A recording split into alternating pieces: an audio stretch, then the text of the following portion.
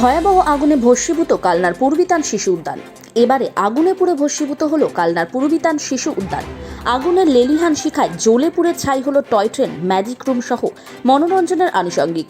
আর শুধু তাই নয়, ঘটনাস্থলে প্রথমে একটি দমকল ইঞ্জিন এলেও তাতে ছিল না জল, আর তাতেই দমকল বাহিনীকে ঘিরে বিক্ষোভ দেখাতে শুরু করে কালনা পৌর প্রশাসক ও স্থানীয় বাসিন্দারা। তবে ফের পরে একটি দমকলের ইঞ্জিন এলেও ততক্ষণে আগুনের গ্রাসে চলে গিয়েছে শিশু উদ্যানটি। ছাই হয়ে গেছে সবকিছু। ক্ষতির পরিমাণ প্রায় 10 থেকে 12 লক্ষ টাকা।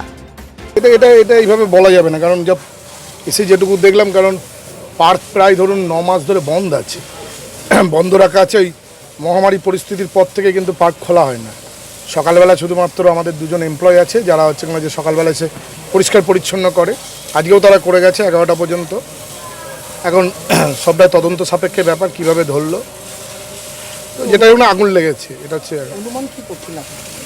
অনুমান এইভাবে বলতে পারবো না, কারণ অনুমানের উপর দাঁড়িয়ে কোনো কিছু মন্তব্য করা তার ঠিক হবে না। কারণ এটা কেউ ধরিয়ে দিল না, এটা কোনো কারণে ধরে গেল, কারণ শর্ট সার্কিট হওয়ার কোনো সম্ভাবনা নেই, কারণ সবটাই কিন্তু ইলেকট্রিক্যাল ব্যাপারটা সবটাই হচ্ছে ডিসকানেক্ট করা আছে। কত টাকার ক্ষয়ক্ষতি হলো? দেখুন, একটা টয় ট্রেন ছিল, একদম সম্পূর্ণ পুড়ে গেছে, প্লাস ওপরে আমাদের একটা ঘর ছিল, সেটাও ক্ষতিগ্রস্ত হয়েছে। 10-12 লাখ টাকা তো হওয়ার কথাই। পূর্ব বর্ধমান থেকে জ্যোতির্ময় মণ্ডলের রিপোর্ট, নিউজ অফ ইন্ডিয়া।